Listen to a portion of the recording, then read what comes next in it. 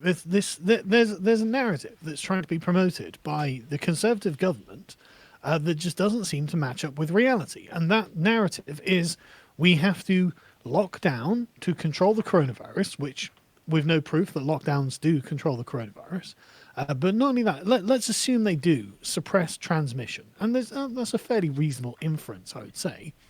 The reason we originally did this is to save the holy NHS. Now, I'm as much of a devotee of the NHS as anyone else. I've, of course, used it. Therefore, I say my 5 prayers, I salam to it 5 times a day. As your second-born son will be sacrificed in the yeah, absolutely, as every British person does, and so I'm concerned with the health of the NHS. But the thing is, I've had to use our local hospital recently because of the birth of my son, and the nurses there were like, everything's fine. It wasn't overcrowded. In fact, it seemed kind of empty. And this has been reflected in the NHS's own data, which we went through recently on another podcast. But it turns out that we're actually under capacity, like under average usage at the moment. And coming into December, it's been going up slightly, so we're still just under the average of about by 1 or 2 percentage points. And this is not being accurately reported by our own government for some reason. They're acting as if the NHS is on the brink of sudden collapse, which is just not true. In fact, they have in fact decommissioned 10,000 hospital beds from this time last year.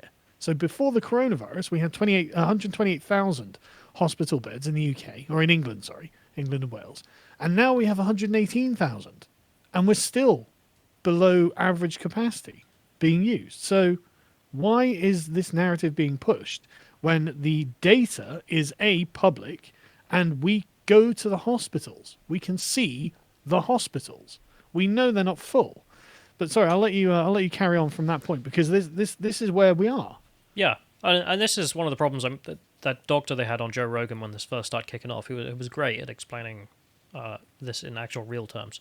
And one of the points he made out was that when you are... He was dealing with some outbreak, I think, of in some African country, of a contagious disease. And he was saying we were dead honest with the people in the area because we knew then they would trust us. We said to them, 50% of these people here are going to die. There was no if or buts about it. This many people are going to get infected. This many will die. And because they were honest, they earned trust for the rest of the pandemic, and they were able to deal with it.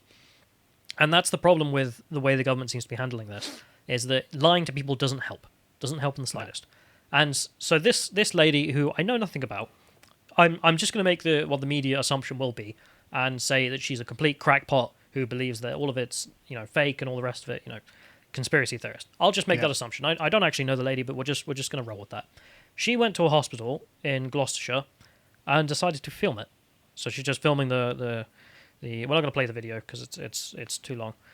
But she films the car park, and then she goes into the hospital, and it's completely unedited, just her walking through the hospital, and then another video unedited of her walking through the hospital, filming around. The corridors are empty. It's totally empty. Wards are empty. The reception area is completely empty. And there's just like a handful of people walking by, or a couple of people sitting down someplace. But in a hospital of quite substantial size. And, of course, the inference will be that she's saying people are over-exaggerating or such. And so the response to this was she got arrested for filming it. So this is a video where the police come to her house. She's in her, dressing gown. And they arrest her for a public order offence for posting this video. Okay, for posting that the hospital is empty, that's a crime. Right. And this, of course, set up a lot of alarm bells because, this can't be true, obviously. Like, the police wouldn't do anything that stupid. Yeah, they did. And Josh wrote a really good article on Lotus Eaters, which you guys can check out yourselves on the website. I think it's one of the newest posted things. And the police confirmed this. The local newspapers also wrote about it, getting statements. And I wanted to go through this because it's mad. So the lady in question, they got a quote from her where she's talking about the hospitals being so empty. She's saying, "This is a disgrace. It is so dead. All the people in our country desperately waiting for treatment, cancer treatment, heart disease. Honestly, this is making me so angry." Okay? It's a perfectly fair thing to be concerned about. Hospital in her area seems to be empty. We know people have been staying home because of fear of catching it, cancelling treatments, hospitals cancelling treatments, people dying as a result. Perfectly reasonable thing to be concerned about. The hospital made a statement in response to her being arrested, in support of the arrest, that this was somehow a good thing. So the hospital statement says, contrary to what you may have seen through secret filming on Facebook, our hospitals are and remain extremely busy.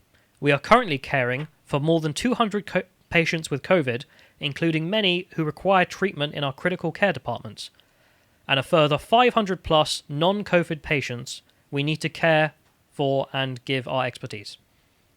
Okay. Get into those numbers in a minute. They also say at the bottom there, filming patients who are waiting in A&E without their consent is both intrusive and upsetting at maintaining patient confidentiality and is key to our hospitals being a safe space for you to receive the care that you need. Okay, So what's interesting? I just did a quick Google. They said they had 200 COVID patients. I've got the bed number in a minute if that's what you're about to say. Yeah, that's what. Yeah, okay, fine. Sorry, I won't jump the gun. Yeah, so that last bit I actually agree with, and that will be the reasonable argument that what she was doing was wrong, which is that, well, you're filming people in a hospital, there's patient confidentiality, you're also not meant to do this without consent. Okay, fine.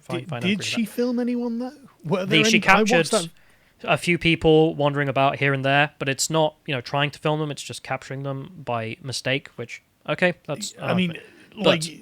you can watch the video yourselves, because which is linked in the lotuseaters.com article, which we'll put in the description, because you can watch it and it's empty. It looks like something out of like 28 Days Later or something. It's a ghost town.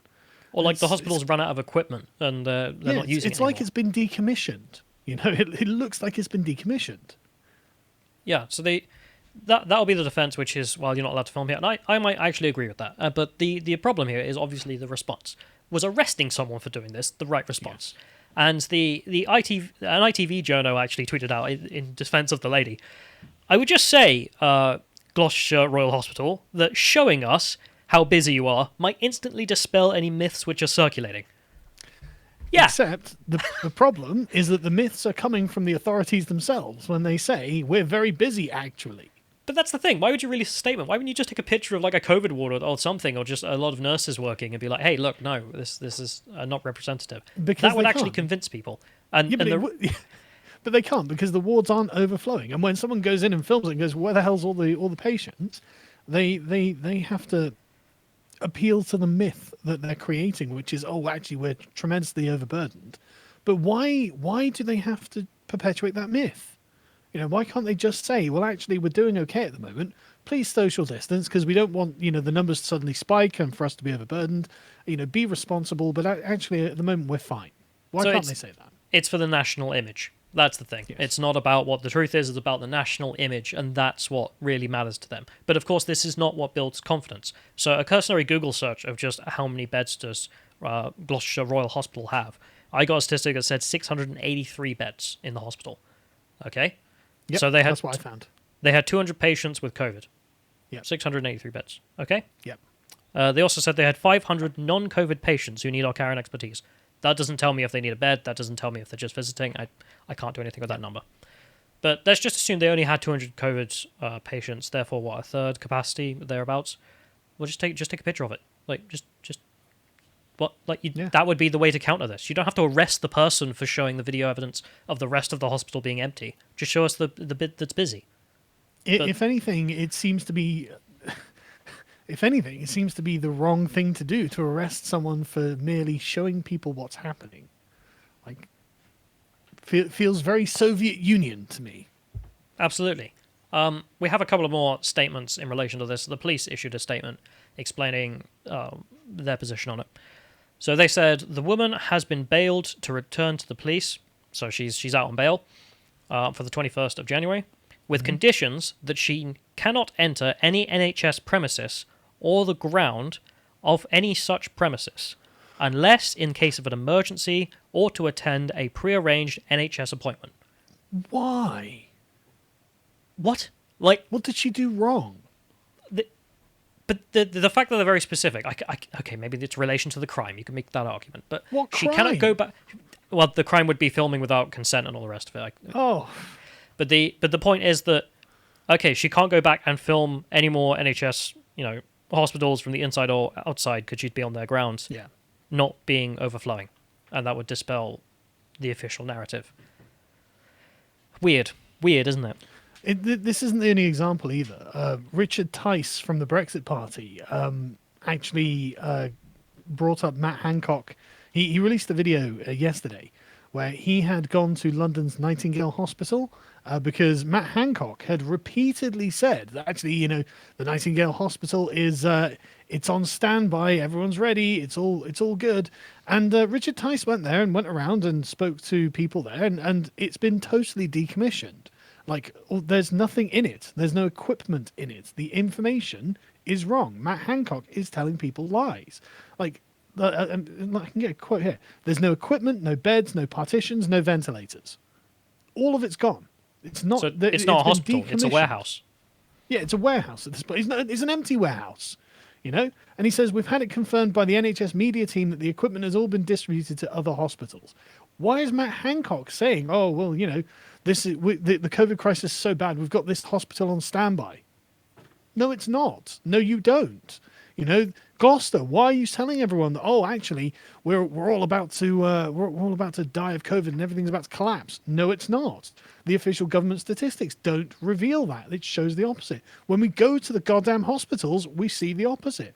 Why are you lying to us? And why the obvious are they reason, doing this? well, the obvious reason they would give as a defense of lying, which amazing place to be, is that if you tell the people that we are not actually anywhere near our capacity, we're at X percentage.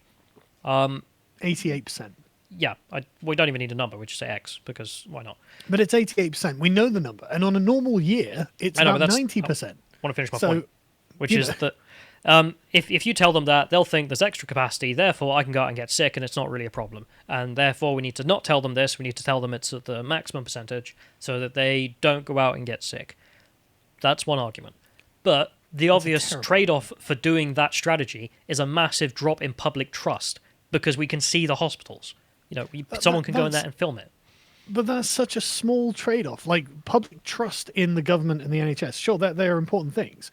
But the other trade-off is people who genuinely need to go to a hospital, staying home and not getting the treatment that they require. Like, have there not already been a spike in cancer deaths because of a lack of treatment? Like, and if it hasn't already happened, it definitely will happen.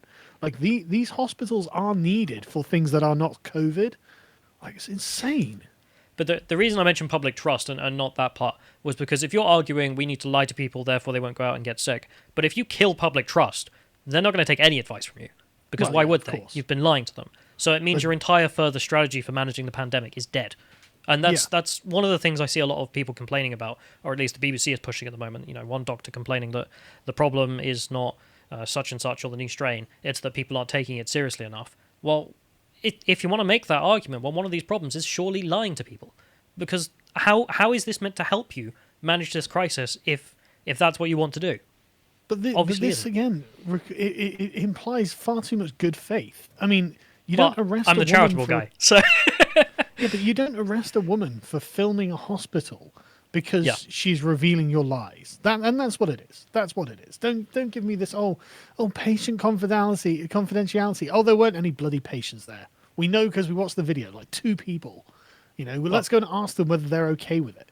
Why is Matt Hancock lying? Why are we being lied to by the goddamn government? So as the ITV guy correctly pointed out, you just put an image countering her footage. That's not even hard. You don't have to arrest someone. The arresting someone is the problem. Yes. But there's a message here from the Conservative MP for Stroud talking about this incident in Parliament, which is also revealing. So she says, it's appalling that our Gloucestershire Hospital Trust had to spend their precious time during this pandemic defending themselves against films on social media that were wrongly claiming the hospital was empty. Liar. You bloody liar. You absolute liar. You know you're not overburdened. You know that their time is not so precious that they can't come out and do this. Otherwise, they wouldn't. If they were literally just like neck deep or arms deep in COVID patients, and someone was like, someone filmed this empty hospital, they'd be like, I don't care. I've got things to do. I'm fixing stuff. But no, instead, they've got the bureaucrats out, and now they're putting down the full force of the law in order to maintain a narrative that everyone knows isn't true. God, I hate this. But look at that wording there. Defending themselves against films on social media. Defending themselves against video evidence. That were wrongly claiming the hospital was empty. Oh, yes, wrongly claiming that the hospital's empty as we film this empty hospital. But then just tweet out a picture of the hospital not being empty. That's like not hard. But they can't. Because if you go there and start recording the hospital in any capacity, it looks empty.